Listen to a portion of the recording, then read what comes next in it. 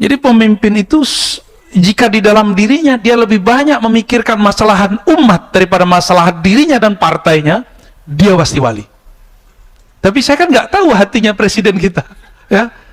Urusan dia dan Allah, ya. Saya sih berharap semua yang memimpin negeri ini sampai ke Pak RT, Pak RW, semuanya wali. Harapan kita, ya, antum kaya kurang sedekah itu miskin, ya. Orang miskin itu nggak mau berbagi, orang kaya itu yang suka berbagi. Mau jadi orang kaya nggak? Berbagi habis ini, ya. Jangan pelit. Berbagi kita, berbagi sama tetangga, berbagi sama kawan. Jangan-jangan di balik pagar rumah hebat kita ada orang susah. Antarkan rezeki ke sana. Terserah antum mau kirim duit kah, mau kasih barang kah. Sekarang orang butuh duit. Nggak tahu itu jadi berhala baru atau apa. Tapi Nabi sudah mengatakan, ta'iba abdud dinar, akan lelah hamba-hamba dinar, hamba-hamba fulus. Mungkin masih ada yang terbersit di hati, kok doa pakai Fatihah, ya.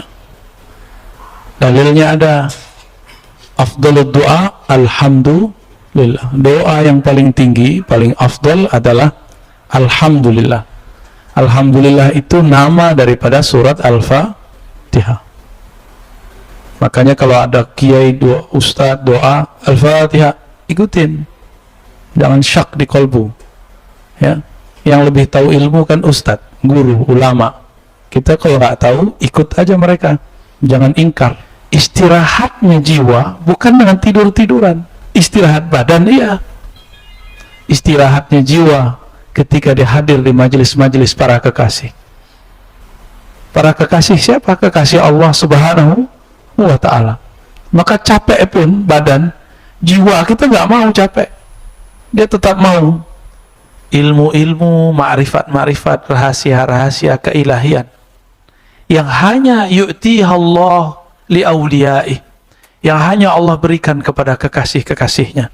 Dan kekasih ini biasanya ada yang Allah secretkan, dia rahasiakan, di-keep oleh Allah. Ada yang Allah masyhurkan. Ada juga yang Allah prank. Allah tuh suka ngeprank juga tuh, ya, nguji, ya, serius. Dizahirkan ada seseorang bentuknya wali, ternyata dalamnya wali syaitan. Ada juga, ya. Maka nggak ada namanya pakaian resmi para wali, nggak ada. Ini cocok sekali untuk orang negeri kita. Karena di tanah ini, di tanah Nusantara ini, terutama di Pulau Jawa, banyak wali-wali di gang-gang rumah, di tengah pasar, di antara orang-orang nakal. Bahkan mereka kadang-kadang duduk di tempat-tempat yang menurut kita nggak mungkin ada orang soleh duduk di situ. Menurut pikiran kita. Kita ini jalan hidup cuma menjalani aja. Ada saatnya kita dipuji, ada saatnya kita dicaci, cuek aja. Kita hidup bukan untuk itu. Kita hidup hanya sebagai hambanya. Kalau hamba kekasih Allah, ya siaplah, mau dipuji kapan, mau dicaci kapan, mau dibully, gak ada urusan. In tansurullah yansurkum. Jika engkau membantu Allah, engkau membela kekasih-kekasih Allah, Allah bela kamu. Man adali waliyan, siapa yang menyerang kekasih-kekasihku, wali-waliku, azantuhu bil harb, aku nyatakan perang. Maka orang itu kehilangan akal dia walaupun dia berakal, kehilangan kecerdasan walaupun dia bergelar. Sebelum wafatnya biasanya su'ul khatimah. Saya sudah menyaksikan banyak. Orang-orang yang pernah menyakiti para wali sebelum meninggalnya hilang kesadaran. Hampir semua. Pak. Bukan satu dua, hampir semua. Wali itu ada dua macam. Ada wali, tiga ya, wali am, wali Allah yang umum. Ada wali khawas, wali yang spesial.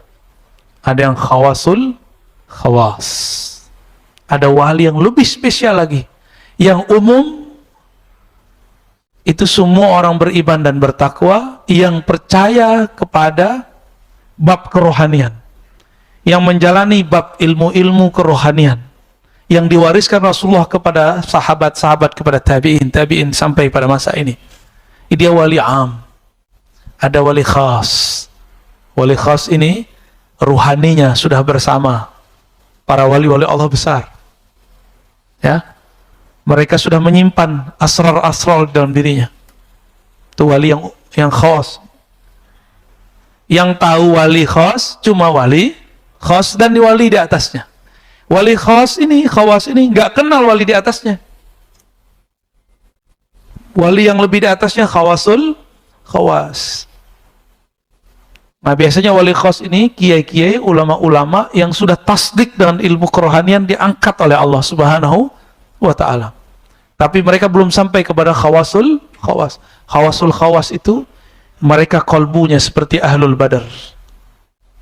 313 bisa ngalahin ribuan orang, itu cara berpikirnya gimana tuh? Bukan orang biasa itu. Ya. Itu tubuhnya manusia, batinnya kekasih Allah. Min ahlul badar. Dia adalah ahlul badar. Ahlul badar itu wali tertinggi di atasnya langsung Nabi Muhammad sallallahu alaihi wasallam. Berarti wali apa itu? Disebut kutub, ya? Disebut apa?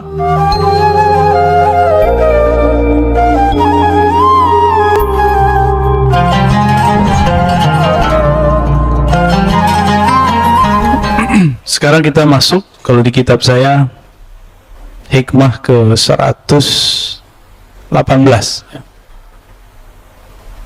Subhana, ini beda kitab, beda nomor ya. Subhana, maha hebat. Man satara, siapa yang menutupi sirrul khususiyah, sir daripada kewaliannya, sir daripada ma'rifatnya. Sir itu rahasia. Bizuhuril basyariyah, dengan penampilan-penampilan manusiawi. Wa zahara bi'azamatir rububiyah fi izharil ubudiyah, dan menampilkan keagungan rububiyah, ketuhanan Allah Subhanahu wa taala, fi izharil ubudiyah, dalam bentuk peribadatan. Sebelumnya, supaya kalbu kita lebih terang, lebih terbuka, mari kita baca surah Al-Fatihah untuk Nabi Muhammad SAW, pengarang kitab ini, dan diri kita sendiri. Al-Fatihah. Bismillahirrahmanirrahim. Ya muslim.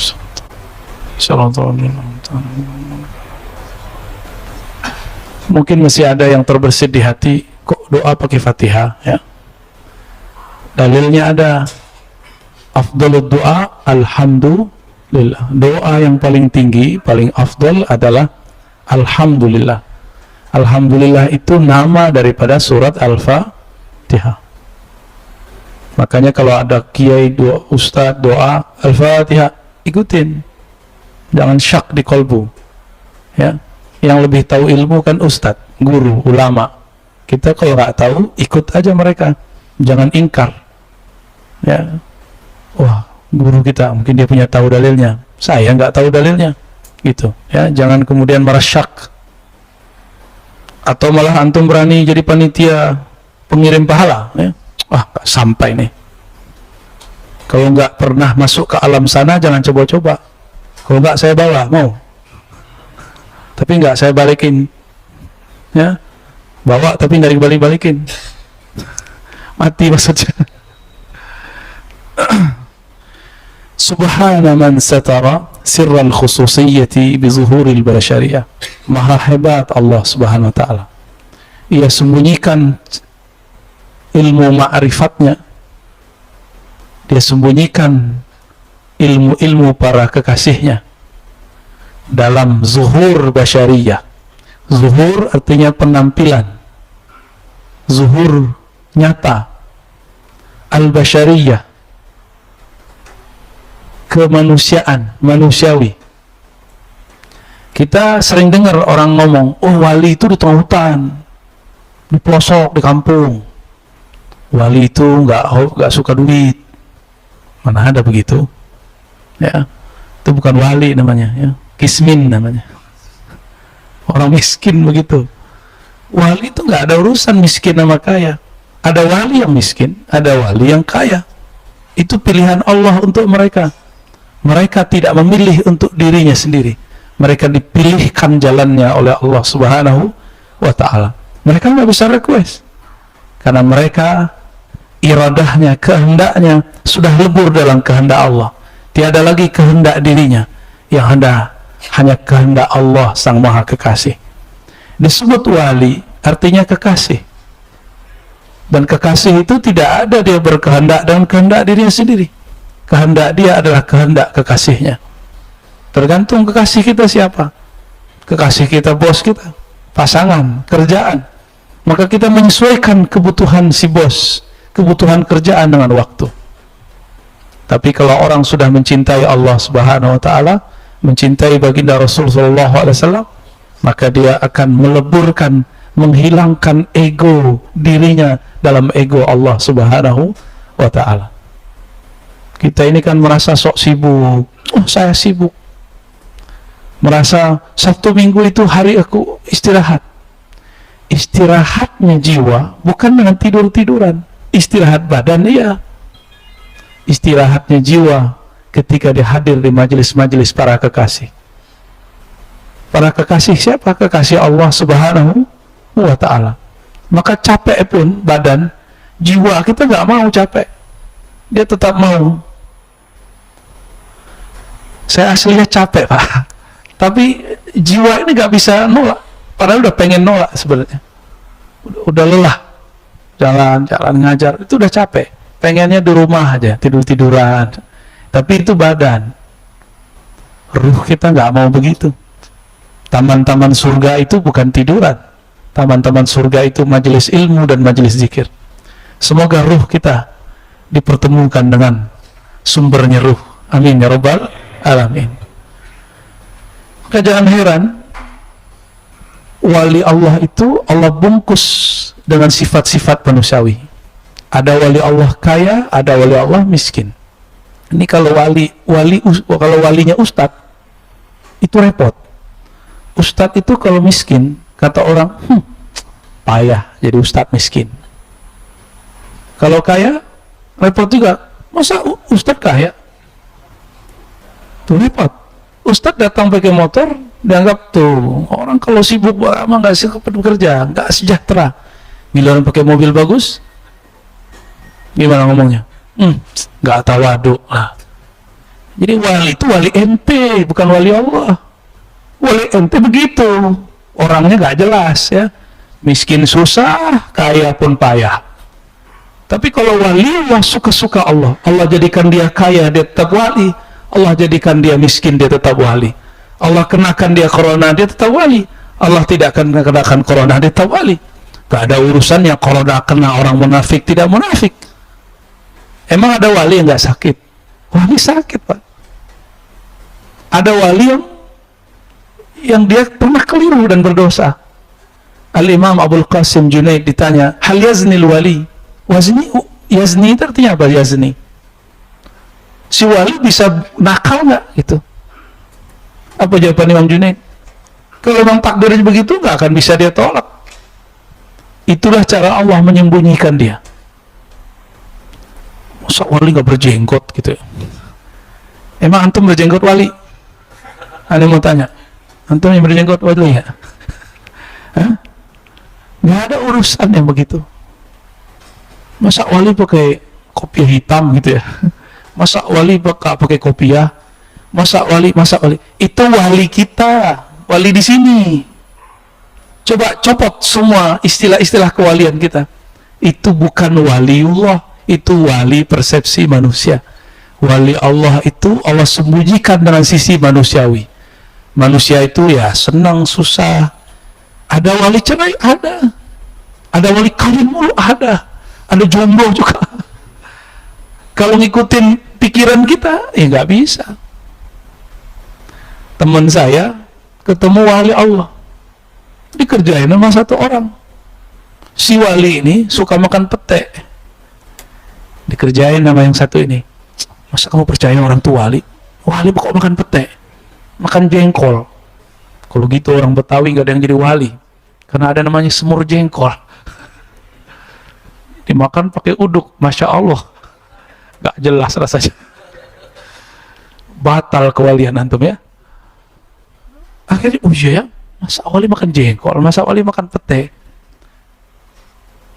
Itu akhirnya dia berhenti udah. Manusiawi. Ada wali yang Allah takdirkan dia jadi orang alim. Zahirnya kiai, punya pesantren, punya jamaah, bisa baca kitab. Nabi bisa baca kitab beginian nggak Pak? Yang nggak ada kumisnya, nggak ada harokatnya. Ini kitab putih ya. Dulu dicetaknya kuning, sama aja kitab kuning, kitab putih. Yang penting dia gundul, ya. Jadi kita jangan mempersepsikan kekasih Allah itu dengan persepsi kita. Masa wali baca Qur'annya salah-salah? Terus tahu batal kewaliannya kalau dia salah. Kan nggak begitu.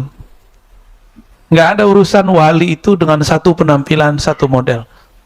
Justru Allah semakin tutupi seorang wali dengan sisi manusiawi, berarti semakin berharga yang di dalamnya. Saya mau tanya sama antum, kalau batu dijual di tepi jalan, mohon maaf yang jualan tepi jalan, dengan batu yang dijual di toko yang mahal, yang di pagar, itu biasanya mahalan yang mana? Yang ditaruh di luar, yang ditaruh di dalam kaca, yang ditaruh di dalam bunker, itu biasanya bagusan mana? Nah, semakin disimpan, berarti semakin mahal. Antum udah tahu belum kendaraan Rasulullah? Rasulullah tuh kendaraannya mahal. Di zaman sekarang, ya kendaraan paling mahal sekarang lah. Nggak miskin Rasulullah itu. Orang salah paham aja. Nabi berdoa, Allah maj'alni miskinan. Ya Allah, jadikan gaya hidupku hatinya seperti orang miskin, selalu berharap kepada Engkau yang Maha Kaya. Ya, itu Nabi ya. Orang miskin itu nggak mikir aneh-aneh. Ya, bisa makan sehari udah syukur. Nabi itu antum bayangkan tiap hari ada orang minta sedekah. Kaya apa miskin tuh? Antum kaya, kurang sedekah, itu miskin. Ya, orang miskin itu nggak mau berbagi. Orang kaya itu yang suka berbagi. Mau jadi orang kaya nggak? Berbagi habis ini, ya, jangan pelit. Berbagi kita, berbagi sama tetangga, berbagi sama kawan. Jangan-jangan di balik pagar rumah hebat kita ada orang susah. Antarkan rezeki ke sana. Terserah antum mau kirim duit kah, mau kasih barang kah. Sekarang orang butuh duit. Nggak tahu itu jadi berhala baru atau apa. Tapi Nabi sudah mengatakan ta'iba abdud dinar, akan lelah hamba-hamba dinar, hamba-hamba fulus. Jadi kalau antum mau menghidupkan kali dinar, wah, itu simbolnya setan itu. Kan sekarang mau menghidupkan dinar ya. Kita bisa uji secara keilmuan, dinar itu dari mana? Dinar itu bukan sistem ekonomi Rasulullah. Dinar, dirham itu sistem ekonomi yang hanya diadopsi Rasulullah karena sudah ada di zaman itu. Maka saya nggak tertarik menghidupkan dinar dirham kecuali nanti sudah ada masanya, masa al-Imam al-Mahdi. Semuanya pakai dinar dirham. Nanti sabar-sabar dulu. Belum datang masanya buat-buat sendiri ya ketangkep pastinya. Dipermasalahkan karena melanggar. Ini bukan negeri tak bertuan, ini ada tuannya. Maka ada hukum di sini, al-adah muhakkamah. Apa yang berlaku di setempat kita mesti jalani. Ya. Jangankan hukum fulus. Di zaman Sayyidina Ibnu Abbas ada seorang sahabat pakai baju di Mekah, baju bukan baju orang Mekah. Apa kata Ibnu Abbas? Ilbas libas ahli Mekah. Pakai baju orang Mekah. Waktu itu sensitif. Kalau antum pakai baju yang bukan baju ahli Mekah bisa dikerjain sama orang Arab jahil. Karena Arab tuh ada jahil, ada yang alim, ada yang wali Allah, ada wali setan. Itu Salman Al-Farisi minta diantarkan oleh orang Arab Mekah ke Madinah. Di tengah jalan dijual sama tuh Arab. Budak murah, udah tua. Salman. Umurnya udah seratusan tahun lebih. Salman. Dia udah bayar. Jadi si Arab tuh dapat 2 kali. Dibayar sama Salman, sama dijual itu ke Yahudi.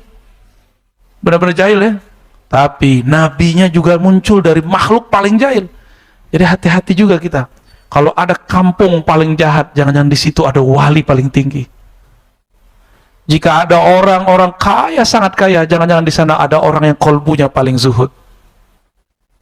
Seperti itu, ya, bisa jadi begitu. Jika ada kampung miskin, siapa tahu di situ ada kolbu paling cinta dunia, tiap hari mikirin makan mulu. Apa bedanya sama hewan? Mikirin makan tiap hari. Emang hidup untuk makan? Bukan. Makan untuk hidup. Hidup itu sifatnya Allah, hayat namanya.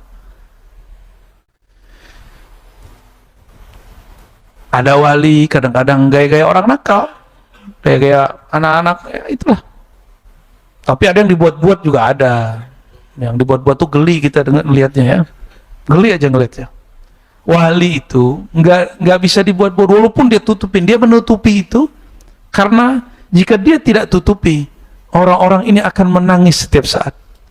Matanya akan berlinang setiap saat. Maka diperintahkan melalui guru rohaninya, ilham-ilham robbani kudusi di kolbunya, agar dia membungkus nur yang ada dalam dirinya dengan bungkusan yang orang-orang tidak akan kira.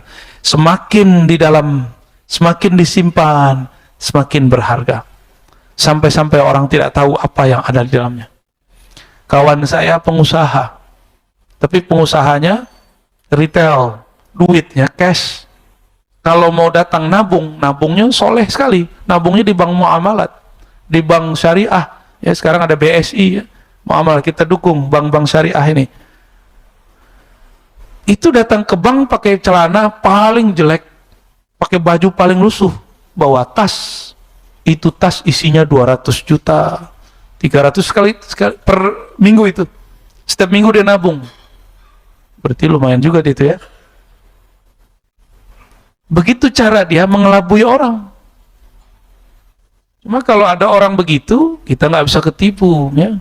Kalau ada orang berbaju jelek, pakai tas, wah itu duitnya banyak tuh. Masuk ke bank maksudnya, ya. Cuma kalau masuknya ke pasar, itu lagi nyari duit ya. Baik, Bapak Ibu yang makan Allah. Orang-orang itu, orang-orang spesial, yang punya khususiyah. Apa arti khususiyah? Al-ulum wal ma'arif wal asrar. Ilmu-ilmu, ma'rifat-ma'rifat, rahasia-rahasia keilahian. Yang hanya yu'tiha Allah li'awliya'ih. Yang hanya Allah berikan kepada kekasih-kekasihnya. Dan kekasih ini biasanya ada yang Allah secretkan, dia rahasiakan, dikip oleh Allah. Ada yang Allah masyhurkan. Ada juga yang Allah prank. Allah tuh suka ngeprank juga tuh ya, nguji. Ya, serius.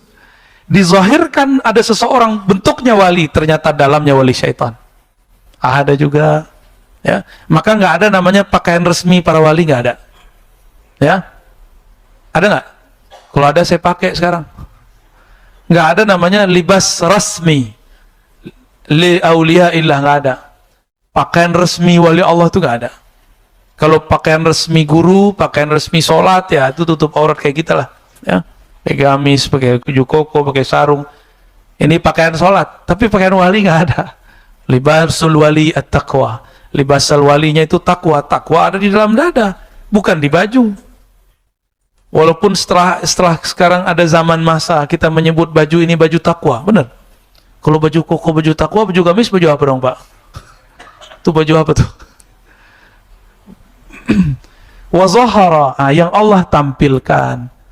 Apa yang Allah tampilkan? Yang Allah wujudkan bi'azamatir rububiyah, keagungan rububiyahnya dalam bentuk izharil ubudiyah, dalam bentuk ibadah yang nyata. Nah, ibadah nyata itu Allah tampilkan, tapi kalau khususiyah sir enggak. Ini cocok sekali untuk orang negeri kita, karena di tanah ini, di tanah Nusantara ini, terutama di Pulau Jawa, banyak wali-wali di gang-gang rumah, di tengah pasar, di antara orang-orang nakal. Bahkan mereka kadang-kadang duduk di tempat-tempat yang menurut kita nggak mungkin ada orang soleh duduk di situ. Menurut pikiran kita. Setan kalau masuk ke masjid jadi wali nggak? Atau tetap jadi setan? Setan kalau masuk ke majelis, dia jadi soleh nggak? Atau tetap jadi setan? Berlian lempar ke pasir, tetap jadi pasir atau tetap jadi berlian? Paham antum maksudnya? Ya. bangkai busuk, bungkus bagus-bagus, kasih parfum, taruh tengah masjid, gimana? Tetap bau. Jadi wali Allah ini walaupun dibungkus bagaimanapun dia tetap tidak berubah. Yang lain akan terikat. Dulu bahasa Melayu lama, magnet itu kan bahasa Inggris, bahasa Melayunya udah hilang tuh, besi berani. Bener ya? Orang Betawi masih nyebut gitu gak? Ya itu sama, besi berani masih ada di kamus. Besinya berani. Kalau antum besi penakut. Ya. Besi berani itu besi mulia, beda dengan besi-besi biasa. Kalau dia ditaruh, ketarik nggak yang lain? Paham maksudnya? Jika si besi berani ini dibungkus dengan apapun, jika dia ada di suatu tempat yang tempat itu juga mempunyai sisi besi, maka dia akan ketarik. Inilah yang disebut oleh Imam Yahya ibn Mu'az Ar-Razi. Apa kata beliau? Al-walayah, kewalian itu adalah raihatun, bau harum, yashummuha ahluha, yang dapat dikenal oleh ahlinya. Besi berani ditaruh di pasir, yang lengket pasir atau juga besi, ya, yang halus-halus itu ya. Nah itu maksud saya. Paham sisi kewalian? Ya, kita udah bungkus nih, tapi semakin besar, semakin kuat masanya, ya, ukurannya si besi berani, semakin kuat juga tarikan-tarikan dari luar. Jadi jangan berpikir lagi wali itu yang di pelosok-pelosok. Ada wali di pelosok, tapi wali yang lebih canggih yang ada di tengah keramaian. Wali yang lebih hebat yang bisa bersembunyi dalam kehiruk-pikukan. Itu lebih dahsyat. Antum jangan kira aneh wali ya, wali murid ya. Jangan salah, ntar cium-cium tangan bolak-balik lagi, repot kita. Saya ini orang biasa aja. Saya cuma ingin mengembangkan ilmu ini supaya kita punya adab nanti ke setiap orang. Jangan-jangan di samping kita nih wali ya. Jangan-jangan orang-orang yang kita nggak anggap selama ini tuh wali. Syekh Al-Lihafi kalau nggak salah namanya di Suriah. Mursyid Tariqah Syaziliyah. Sangat alim, sangat zuhud, waliullah. Meninggal, orang nggak tahu kalau beliau punya murid yang sudah diangkat Allah jadi wali. Nama gurunya, nama muridnya Syekh Asy-Syukri kalau nggak salah, baru meninggal. Itu orang nggak tahu. Setiap kali ada tamu, si murid yang diangkat jadi wali oleh Allah itu kerjanya ngapain? Ngidangin air ke setiap orang. Setiap kali ada majelis gurunya, itu dia yang hidangin air. Nggak ada yang tahu. Meninggal gurunya, baru wali di ujung kampung mana kabarin, murid si Anu itu orang yang kamu selama ini tidak pernah anggap. Yang kamu anggap dia cuma pelayan biasa. Dialah wali Allahnya. Dialah yang nuangin air kepada kalian yang hadir semua. Dia yang bersihin WC buat kalian.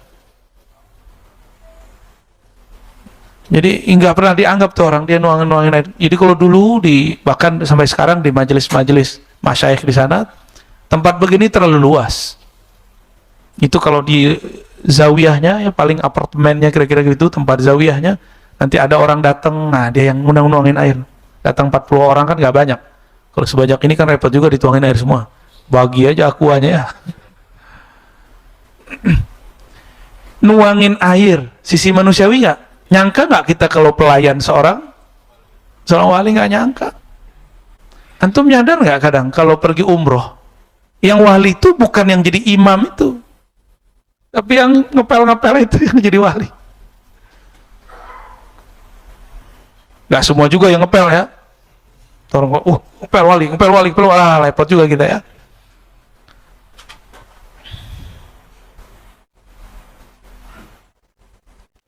Al-ubudiyah jauharatun biha azhara biha ar-rububiyyah. Fa subhanallah latiful khabir. Guru dari pengarang kitab ini, Al-Mursi, punya guru lagi namanya Abul Hasan Asy-Syadzili. Apa kata beliau?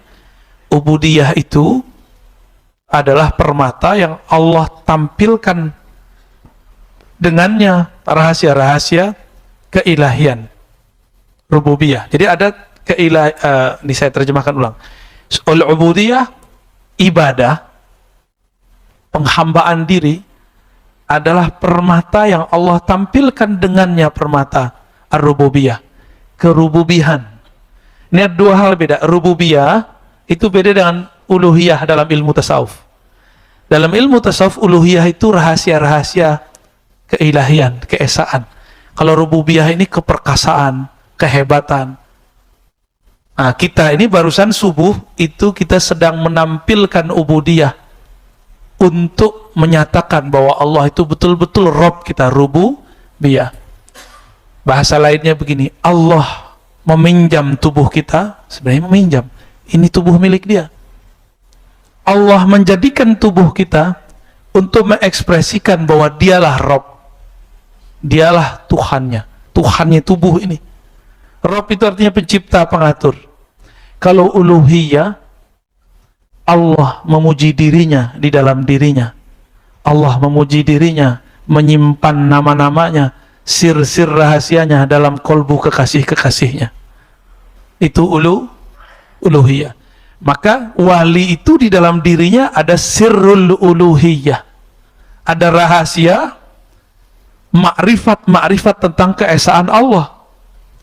Kalau orang soleh, orang biasa kayak kita ini, yang kita tampilkan kesolehan ubudiyah karena ingin menyembah Allah Subhanahu wa ta'ala, ya.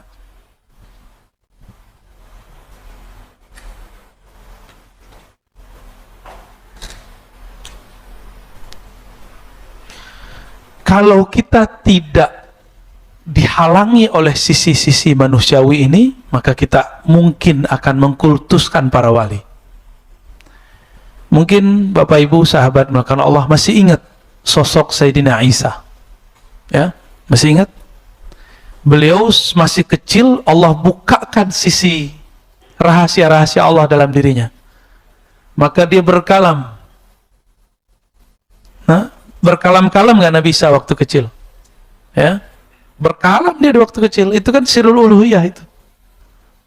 Waktu remaja sama anak-anaknya Sayyidina Isa sama teman-temannya dikerjain barang-barang yang diperlukan waktu mereka ini, disembunyiin sama Nabi Isa, dihitung semua, kamu nyimpan di rumahmu segini, di rumahmu segini, di rumahmu segini. Bingung temannya. Nah, teman-temannya ini yang jadi hawariun itu, ya. Mereka menyaksikan bagaimana Nabi Isa itu luar biasa. Nabi Isa ketika ada orang mati, udah dikubur, tapi ada satu lain hal yang membuat dia harus meminta kepada Allah agar itu dihidupkan. Dia pegang, digali itu, dipegang dadanya, ditarik langsung orangnya hidup. Gimana tuh Pak? Dipegang dadanya, ditarik, hidup langsung. Beliau menampakkan sir itu. Makanya kemudian ketahuan oleh antek-anteknya Dajjal yang sudah pernah membunuh saudara sepupu itu, apa jatuhnya itu? Nabi Yahya apa Nabi Zakaria? Yang masuk ke dalam pohon masih bisa ditebas oleh Dajjal. Jadi Nabi sudah ada yang dibunuh Dajjal, itu dia nabinya. Cuma namanya waktu itu diganti, dia biasa nyamar. Mau nyamar bagaimanapun, dalam chipnya adalah Dajjal. Itulah yang jadi Yudas Iskariot. Nyamar dia jadi murid Nabi Isa. Dia menyaksikan, oh benar nih Nabi Isa. Dajjal yang bernama Samiri sudah dikabarkan dulu, engkau mati di tangan Isa, Ruhullah. Maka si Dajjal ini nyari-nyari Ruhullah ini, kalau bisa dibunuh sebelum umurnya. Benar, umur Nabi Isa waktu membunuh itu 32 atau 33. Maka sebelum itu saatnya selesai, si Yudas ini mau membunuh Nabi Isa, benar nggak? Jadi kalau ada orang menunjukkan rahasia-rahasia dirinya, rahasia-rahasia ilahiyah pada dirinya, oh bisa dibunuh Yahudi. Bisa, Yahudi itu bahasa-bahasa ungkapan aja. Bisa dibunuh Dajjal dia. Apalagi ngaku-ngaku di sosial media, ya. Antum sudah tahu kan ada orang ngaku dia Mahdi lewat YouTube. Ada yang ngaku jadi Ratu Adil, ada yang ngaku jadi Satrio Pinengot, ya, macam-macam aja. Entah stres, entah beneran, ya. Semoga mereka tersinggung, ya. Yang waras lah hidup itu, ya. Yang waras. Nggak ada namanya permata di obral itu, nggak ada. Masa Al-Mahdi main YouTube? Ampun, ampun. YouTube punya siapa? Punya Yahudi apa punya Muslim? Ya, itu cara mereka juga. Jadi kita manfaatin aja, ya. Kalau ilmu saya, ilmu yang ada di kitab aja, nggak aneh-aneh, ya. Ilmu-ilmu biasa aja, ilmu yang masih bisa dibaca, ya.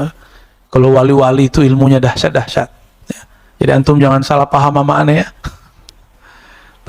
Tapi Allah kasih ke saya ilmu metodologi kewalian. Ini wali itu begini. Maka mau nyamar jadi orang gila, dia tetap wali, dia bukan gila. Mau nyamar jadi orang pemaksiat, dia bukan pemaksiat. Setan. Setan ini kan dua, al-ins wal jin, jin wal ins. Benar nggak? Minal jinnati wan nas. Itu namanya setan khannas. Itu bisa tercium oleh wali-wali Allah. Tukang hasud. Meskipun dia berpenampilan ustadz, kalau di dalam dirinya ada setan khannas, itu tercium. Walaupun dia berpakaian seperti wali-wali Allah yang dibayangkan orang awam. Karena ada film Wali Songong, kata kawan Wali Songong. Karena ada film Wali Songo itu digambarkan pakai serban. Itu nggak benar. Mereka itu pakai serban pas ibadah aja, pas hari-hari bab kewalian aja. Hari-hari mereka nggak pakai serban. Mereka pakai blangkon, bahkan nggak pakai kopiah. Mereka pakai ikatan kepala biasa aja. Karena di zaman itu dulu orang mengikat kepalanya dengan kain. Wali-wali itu dia berbaur dengan apapun yang ada di zaman itu. Nggak ada yang aneh-aneh.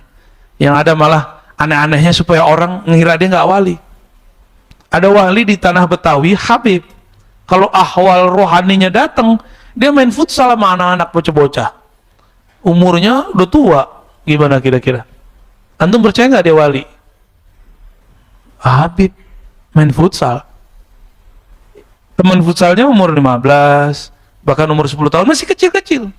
Kalau rohaninya itu awal datang, dia harus tutup. Gimana cara nutupnya? Ya, itu cara aja. Cara Allah menutupi mereka.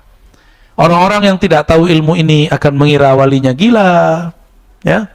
Makanya saya ini dituduh Ar-Razi ini walinya gila. Padahal kita lagi menjelaskan bab-bab cara-cara Allah menutupi nur kewalian walinya. Ya. Dilaporin juga sama teman-teman yang iseng, ya. Jadi kadang-kadang yang laporin itu si Khonas juga kadang tuh. Dipinjam dia sama Khonas, dianya bukan Khonas. Supaya saya emosi. Enggak, saya nggak emosi. Kita bahas tentang wali yang ditampilkan orang gila foto-fotonya. Dan ini bisa membuat orang awam berprasangka buruk kepada kami. Tapi nggak masalah. Kita ini jalan hidup cuma menjalani aja.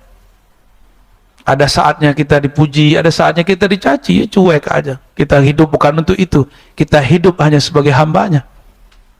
Kalau hamba kekasih Allah, ya siaplah, mau dipuji kapan, mau dicaci kapan, mau dibully, gak ada urusan. Intan surullayan surgum. Jika engkau membantu Allah, engkau membela kekasih-kekasih Allah, Allah bela kamu. Man adali waliyan, siapa yang menyerang kekasih-kekasihku, wali-waliku, azantuhu bil harb, aku nyatakan perang. Maka orang itu kehilangan akal dia walaupun dia berakal, kehilangan kecerdasan walaupun dia bergelar. Sebelum wafatnya biasanya su'ul khatimah. Saya sudah menyaksikan banyak. Orang-orang yang pernah menyakiti para wali sebelum meninggalnya hilang kesadaran. Hampir semua. Bukan satu dua, hampir semua. Pernah nyakitin sekali aja, hilang kesadarannya. Udah kayak bocah nggak jelas, nggak tahu lagi itu pipis, atau roti, dia makan aja. Ya. Udah nggak jelas. Telanjang nggak telanjang, di jalan-jalan.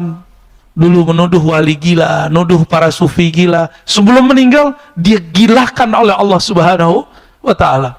Itu cara Allah membela walinya. Syukur-syukur walinya ridho, ya Allah maafkan dia. Husnul khotimah orang itu. Kalau enggak lewat.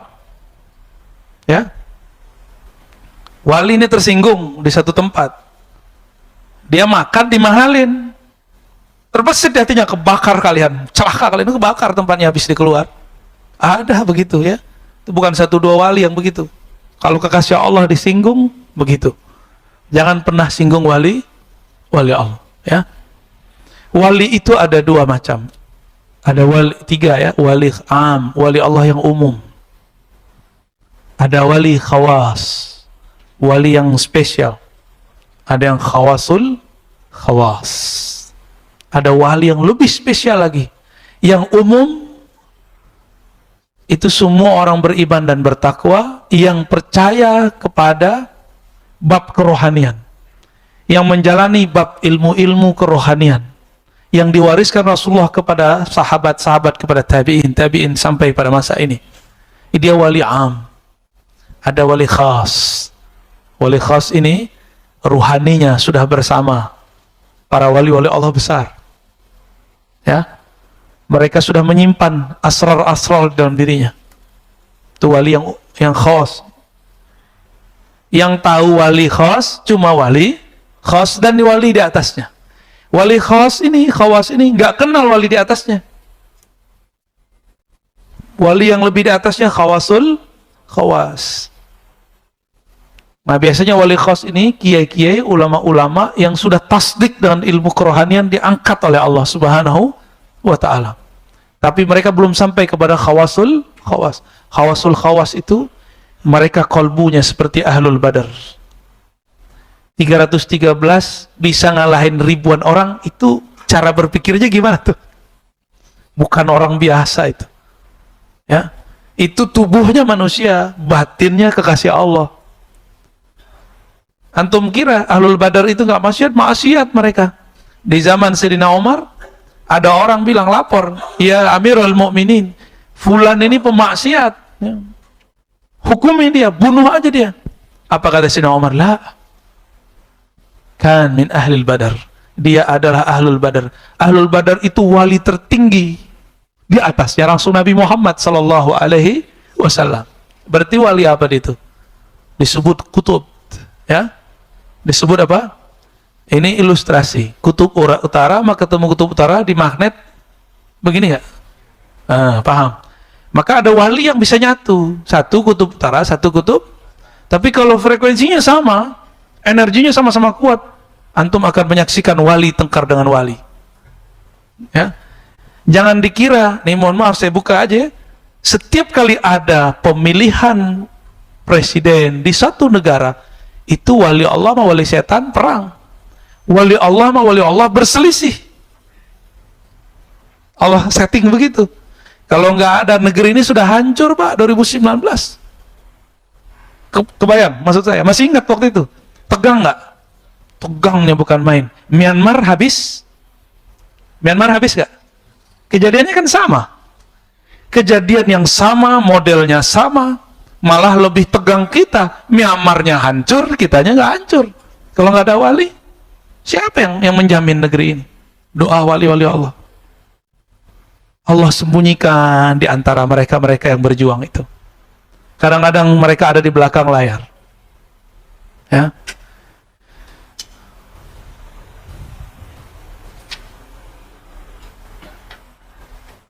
Waktu saya ke Pontianak, tuh Pak Mirwan tuh ya, saya ditanya orang, Pak, Jokowi wali nggak?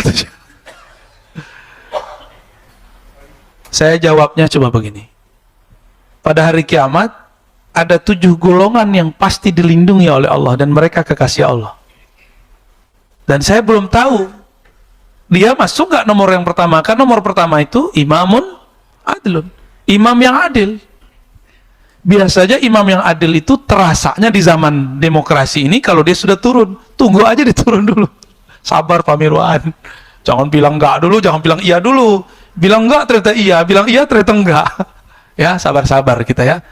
Turun dia nanti, antum yang bilang dia wali, bisa jadi tidak. Yang bilang dia bukan wali, siapa tahu Iya, nyesel ntar kan. Kenapa? Karena babnya di situ imam yang adil. Maka sebenarnya ini risalah saya kepada semua para pemimpin. Anda itu akan jadi kekasih Allah, wali Allah sejengkal saja, selangkah lagi. Yang penting engkau adil. Berusahalah adil. Yang maha adil kan cuma Allah. Mintalah kepada Allah yang maha adil, supaya nur keadilannya masuk ke dalam dirinya, masuk ke dalam kebijaksanaannya, dalam polisi-polisinya, tindakan-tindakannya. Insya Allah mereka pemimpin yang disebut wali, imam yang adil. Jadi pemimpin itu jika di dalam dirinya dia lebih banyak memikirkan masalahan umat daripada masalah dirinya dan partainya, dia pasti wali. Tapi saya kan nggak tahu hatinya presiden kita, ya. Urusan dia dan Allah, ya. Saya sih berharap semua yang memimpin negeri ini sampai ke Pak RT, Pak RW, semuanya wali. Harapan kita, ya Pak Mirwan ya, harapan kita. Tapi kalau Allah berkehendak lain kan kita nggak tahu. Makanya masih sekarang itu demokrasi, Pak. Sampai korupsi juga demokrasi. Kita kira ada KPK tambah dahsyat, enggak. Ada KPK tambah cantik mainnya di belakang. Dulu pakai transfer, nggak bisa. Pakai kardus, nggak bisa. Nggak tahu lah pakai apa lagi Pak Mirwan. Pak Mirwan yang ngerti itu ya, pengamat. Jam berapa nih kita? Kita tinggalkan bab wali ya. Jadi antum sudah paham wali ini macam-macam? Ya, semakin ditutup berarti semakin dahsyat. Semakin berharga yang di dalamnya. Ya. Jadi nggak mesti bentuknya kiai, tapi banyak kiai yang wali. Tidak mesti bentuknya orang awam, tapi banyak juga orang kelihatannya awam itu wali. Wali itu di kolbunya ada apa tadi 3? Ilmu, ma'rifat, asrar. Nih, air. Kalau isinya susu, keluarnya kopi nggak? Kalau di dalamnya kopi, keluarnya susu nggak? Hah? Nggak ya? Beneran? Serius? Wali Allah itu, dia wali Allah. Di kolbunya ilmu Allah. Kalau dicolek dikit, keluarnya ilmu Allah. Kalau di dalamnya dunia, mau dia mursyid kata orang, mursyid sejuta umat, mau dia punya ijazah 1000 thariqat, tapi kalau di dalamnya bukan Allah, yang keluar bukan Allah, yang diomongin selain Allah, ya, yang diomongin mohon maaf ini orang-orang thariqat. Antum jangan senang banyak orang talqin, jangan senang banyak orang baiat, jangan senang bikin zawiyah di mana-mana. Nggak ada dalam standar bab kewalian itu wali itu yang banyak bikin zawiyah, nggak ada. Yang banyak baiat kepadanya, nggak ada itu. Wali Allah bukan itu. Kalau ada orang baiat banyak ataupun sedikit, kalau wali tetap wali. Mau sedikit yang baiat, mau banyak yang baiat, dia tetap wali. Banyaknya orang baiat bukan pertanda wali, sedikitnya orang baiat bukan pertanda tidak wali. Paham di situ? Ya. Katanya mursyid, ya, yang diomongin, wah saya baru mentalkin orang 1000 orang, terus urusannya apa? Ya, Imam Sya'rani ngomong begitu. Imam Sya'rani di kitab beliau Al-Minan Al-Kubra, ya, Al-Adab, ya, Al-Matbuliyah, jadi Tariqah Al-Matbuliyah. Dalam kitab-kitab beliau apa katanya? Ciri-ciri mursyid dalamnya bullshit, dalamnya ria. Dia belum sembuh kolbunya udah ngobatin orang. Dia belum benar cara ngobatin dirinya, sudah ngobatin orang. Datang pejabat, itu diulang-ulang, oh kemarin ada pejabat ini talqin sama saya. Emang kenapa kalau ada pejabat talqin sama ente? Emang teman naik makom? Ya. Ini Imam Sya'rani ngomong, bukan saya ngomong ya, bukan Sya'rozi. Sya'rani no. Sampai Indonesia Sya'nya hilang, Roninya ada ya, Bang Roni jadinya. Ya, ada Pak Roni di sini Pak. Sya'nya kurang Pak ya. Sya'rani. Taib. Itu Imam Sya'rani bilang, wali-wali yang tidak tulus, ya, dia ketika kedatangan pejabat ini pejabat itu disebut-sebut. Itu kan cara selfie zaman dulu karena nggak ada WA. Kalau sekarang kan tinggal pasang di ini ya, DP apa namanya? Ya, aduh saya nggak ngerti deh. Tinggal pasang di Instagramnya lah, tinggal pasang di Facebooknya. Selesai mentalkin Pak Gubernur. Ya, nggak usah lah yang begitu-gitu ya. Sembunyikan itu, sembunyikan. Dengan ujian aja. Emang kalau yang datang wong cilik, antum nggak pasang status. Kecuali kita ada gerakan dakwah. Kalau dulu, zaman dulu, agamanya rakyat, agamanya raja. Maka dulu wali-wali kita selalu berdakwah di dekat saudagar-saudagar, sebagai saudagar mereka. Dan di dekat raja-raja. Raja-raja butuh saudagar nggak dulu? Butuh pajak. Maka dulu wali-wali ini datang sebagai pedagang. Itu Habib Fulan, Habib Fulan. Maka diminta nikah. Lama-lama keturunannya itu menjadi raja-raja. Bahkan buat kerajaan sendiri dikasih kerajaan. Maka kita lihatlah di negeri ini, di Nusantara, hampir setiap kerajaan kesultanan itu zuriat Rasulullah Sallallahu Alaihi Wasallam. Sampai ke Ambon, sampai ke Papua, itu zuriat Rasul Sallallahu Alaihi Wasallam. Yang paling bertahan, ya, saya baru dari Pontianak itu zuriat Nabi Al-Qadri. Sampai ke Halmahera, itu wajahnya wajah Arabik. Nggak ada wajahnya kayak Pak Mirwan ya. Pak Mirwan ini wajahnya wajah-wajah Indiahe. Tapi tersesat di Aceh. Ya, makannya bukan makan kebuli, bukan uduk. Masa wali makan uduk ya. Ya, ada urusannya kan, nggak ada urusannya. Ya. Jadi hati-hati juga. Kita ini senang memposting ketemu ulama atau senang posting ketemu artis. Ya. Ya, sebenarnya kalau sudah masuk ke hati kan nggak perlu diposting. Iya. Jadi antum yang minta-minta foto sama Habib, sama Kiai, berarti nama dia belum masuk ke dadanya. Ya, cemen itu. Ya, kurang itu, ya. Kurang poin dia. Kenapa para kiai itu khadam-khadamnya tidak punya foto gurunya, foto bersama? Muhibbin pencinta guru itu dia nggak punya, karena bagi dia wajah gurunya sudah ada di dalam dirinya, nggak perlu diposting-posting. Ya, cuma antum mau posting wajah guru Habib Fulan, silahkan. Ya, syiar, niatkan apa? Nah, dulu itu yang saya sebut, dulu jika seorang Habib, seorang Syekh Kiai ingin berdakwah di suatu negeri, maka dia biasanya baru menunjukkan kedekatannya dengan raja. Karena kalau rajanya Islam, semua kampungnya Islam. Kalau antum posting, ini kalau ada mursyid di sini ya, posting sama gubernur, bikin orang sekantor gubernur menjadi wali, nggak apa-apa. Bertorikot nggak apa-apa. Itu syiar, boleh. Ya. Tapi siapa yang begitu? Wallahu a'lam bis-shawab. Nah, sudah syuruk sekarang kalau ada yang pertanyaan. Ada yang mau ditanyakan? Pak Mirwan mau silakan. Ini dulu nih. Ya, foto. 3 aja ya. Pakai mic tuh.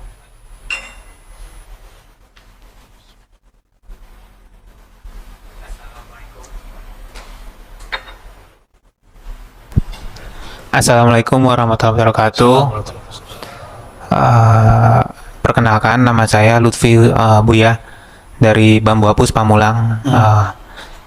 Saya mau tanya mengenai bab kewalian. Ini mengenai wali sufi, Rabi Al-Adawiyah. Beliau itu kan menjadi wali sufi itu kan tidak menikah ya. Yang saya tanyakan adalah, kan ada hadis yang menerangkan bahwa kalau tidak mengikuti sunnahku bukan berarti golonganku, kata Rasulullah ya. Nah, itu bagaimana penjelasan menurut Buya? Terjemahannya harus dibenerin ya. Iya, itu aja mungkin Buya.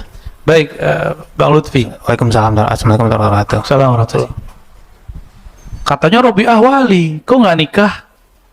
Kan Nabi mengatakan, gimana tadi? Siapa yang tidak ikut sunnahku bukan bagian dariku. Nikah itu sunnahku. Terjemahan hadisnya harus dibenerin ya. Man raghiba an sunnati falaysa minni. Coba kita terjemahin. Man raghiba. Saya lagi nggak bawa tablet, kalau nggak saya tulis ini. Katanya kurang jelas Pak pengurus. Apa nggak bagus kabel saya? Atau ininya udah nggak jelas? Wah, alhamdulillah ya. Kita belum ngomong Pak, ada dijawab. Aneh udah ngomong ganti Pak, ini dia ngomong ganti. Alhamdulillah. Man raghiba, siapa yang raghiba? Kalau raghiba an itu artinya benci. Siapa yang benci, tidak suka dengan sunnahku, bukan bagian dari aku. Maaf ibu-ibu ya, Nabi itu poligami nggak? Walaupun ibu-ibu nggak suka poligami, jangan benci pada sunnah poligami. Paham? Karena benci pada sunnah poligami, benci sama Nabi. Nabi Sulaiman, saya udah cerita banyak, istrinya 400, gundiknya 600, 1000 jadinya. Benci kepada praktek itu kalau ada orangnya tidak benar mempraktekkan.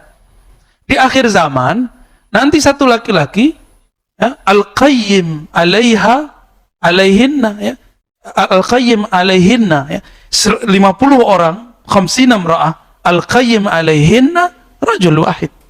Yang menanggung dia satu orang, suaminya satu. Maka di akhir zaman akan ada peraturan baru dikeluarkan Imam Al-Mahdi. Satu laki-laki wajib nikah lebih daripada satu orang. Nanti, kenapa? Setelah perperangan panjang, perperangan akhir zaman, banyak laki-laki meninggal. Nggak tahu di antara antum ini masih ada hidup yang enggak kan? Saya nggak tahu juga saya. Ya, Pak Mirwan udah bilang duluan, nggak nyampe. Insya Allah nggak nyampe Pak. Bagus Pak. Kalau nyampe belum tentu benar ntar kita. Ya. Jadi yang nggak sanggup katakan, ya Allah, jika itu membuat kami berbahaya, iman kami berubah, jika engkau takdirkan kami nanti jadi pengikut Dajjal, matikan kami sekarang saat beriman masa-masa ini. Gitu aja. Siapa tahu pandemi itu anugerah. Ya, banyak orang wafat, kalau seandainya umurnya panjang jadi pengikut Dajjal. Siapa tahu, kita kan nggak tahu Pak. Ini baru pandemi, imannya sudah berubah kok. Ya, baru pandemi 2 tahun, orang udah lupa nikmat 40 tahun, 50 tahun. Gimana antum pacak tar 3 tahun? Bisa berubah Tuhannya. Benar nggak? Bisa berubah. Jadi lafaznya raghibaan. Siapa yang benci kepada sunnahku gitu. Kalau bilang saya tidak siap di poligami, itu boleh. Ibu-ibu boleh ngomong begitu. Ya. Tapi jangan ngomong saya benci poligami, bahaya itu, ya. Itu dua hal yang berbeda. Kita harus bijaksana memahami dua hal ini. Jangan sok-sok feminis lah, ya ustadz-ustadz ini. Sok-sok pro satu, padahal di hatinya suka yang lain. Ya. Nggak ada laki-laki, ini saya kasih tahu, laki-laki normalnya suka banyak orang.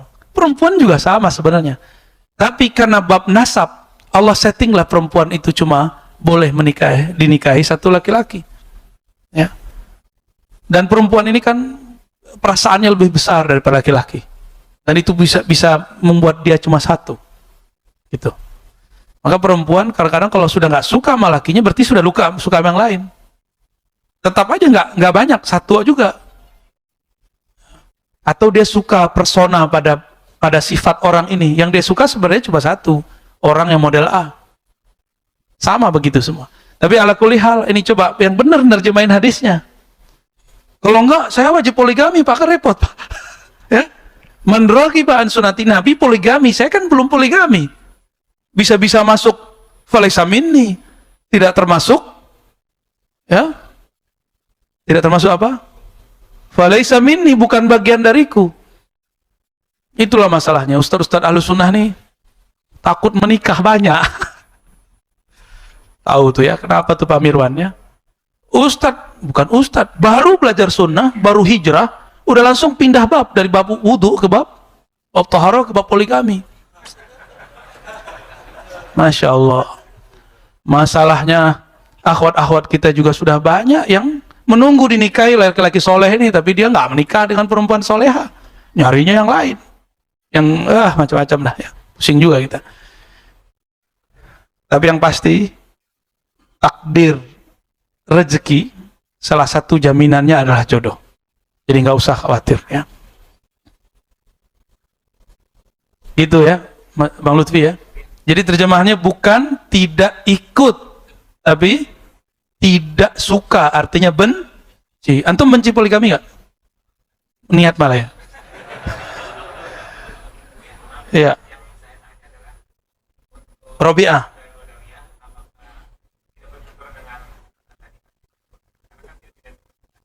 Dia tidak benci nikah, dia pengen punya suami yang membuat dia sampai kepada Allah.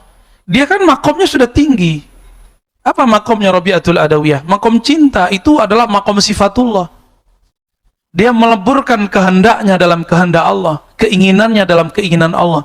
Maka yang layak jadi suaminya hanya wali al-ghaus. Dia belum ketemu zaman itu wali yang lebih tinggi daripada kewalian dia. Jadi dalam bab kewalian ini juga ada kufu namanya. Tahu kufu? Syarifah dinikahi oleh Syarif, Sayyidah, Sayyid. Wali juga begitu kadang. Wali perempuan dia nyari. Setiap kali ada orang ngelamar dia nanya. Apa pertanyaan dia kalau ada orang ngelamar? Udah ketemu Allah belum? Itu pertanyaannya. Gimana? Antum gimana? Mundur semua. Mundur teratur. Gimana tuh? Antum kayak minat sama Rabi'atul Adawiyah ya? Tenang, di Indonesia banyak yang namanya Rabi'ah. Ya, jadi itu bukanlah beliau menentang sunnahnya. Dia belum ketemu yang pantas, keburu meninggal. Jadi ketika ada seorang wali datang, wali juga, tapi hampir setara makomnya dengannya. Datang ke beliau, melamar. Rabi'ah ini action. Wahai Tuhan, adikku lebih cantik daripadaku. Dia ada di belakang tembok ini. Meliriklah dia ke tembok. Rabi'ah bilang, ulanglah engkau. Berarti Anda bukan mau menikahi saya, tapi menikahi orang cantik. Carilah orang cantik di luar sana. Padahal dia nggak punya adik. Maksudnya saudara-saudara sesama muslimah. Kan ada yang lebih cantik daripada Rabi'ah. Orang Rabi'ah kurang makan, kurang minum, kurus Rabi'ah itu. Nggak ada handan Rabi'ah itu. Jangan dibayangin cantik-cantik, Pak. Antum ini nafsunya gede juga. Bayangin. Betul ya, untuk orang Indonesia lah Rabi'ah cantik lah, hidungnya mancung, ya kan. Ajib lah. Tapi untuk orang Arab belum tentu cantik. Cuma rohaninya itu yang dahsyat. Rohaninya dahsyat. Dia cuma uji seorang wali ulama. Ada adekku yang lebih cantik. Dilihat kepada adik cantik. Karena dalam ilmu fikih dibolehkan seorang laki-laki ketika mau menikahi seorang perempuan, mau melamar, boleh ngeliat betisnya, ngeliat wajahnya. Biar tambah semangat nikahnya. Ilmu dalam ilmu kewalian kan lain. Itu kan rahasia. Betis perempuan itu kan rahasia dia. Wajah itu khazanah dia. Maka Rabi'ah nanya, ente wajahnya udah ketemu Allah belum? Itu pertanyaan. Kalau iya tolong diajak. Jadi seorang perempuan itu kan pengen suami yang bisa membimbing dia, kan begitu. Itu statusnya para artis.